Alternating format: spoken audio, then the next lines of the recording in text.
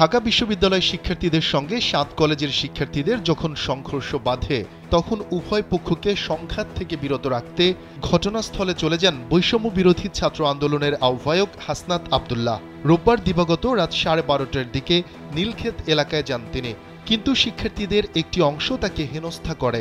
এই ঘটনায় হাসনাতকে কেন সংঘর্ষের মধ্যে যেতে হলো তা নিয়ে অনেকে প্রশ্ন তুলেছেন, তবে অধিকাংশই তার এই সাহসিকতার প্রশংসাও করেছেন।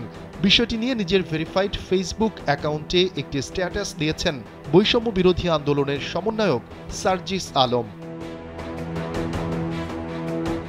স্ট্যাটাসে সার্জিস লিখেন, আশপাশে এমন অনেক শত্রু রয়েছে যারা সুযোগ পেলেই তাকে হত্যা করে ফেলবে।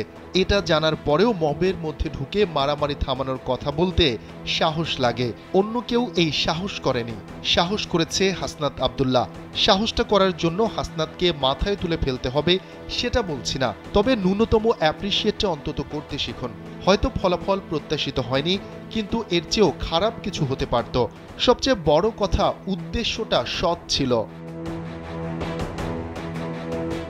হাসনাতের বিষয়ে সার্জিস আরও লিখেন, এই মাথা গরম খ্যাপাটে ছেলেটার দোষ হচ্ছে যখনই কোথাও অস্থিতিশীল অবস্থা দেখা দেয়, ষড়যন্ত্রের গন্ধ পাওয়া যায়, তখনই কোনো কিছু চিন্তা না করে সমাধানের জন্য ছুটে যায়, হোক সেটা ক্যাম্পাস, রাজপথ কিংবা অন্য কোথাও।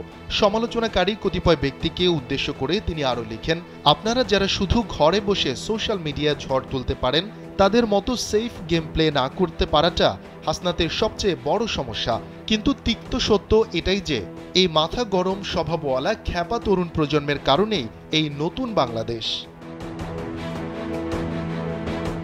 স্ট্যাটাসে শেষ অংশে সার্জিস আলম লিখেন, কতজনের এখন কত রকম স্বার্থ আর ধান্দা সেটা আমরা বুঝি।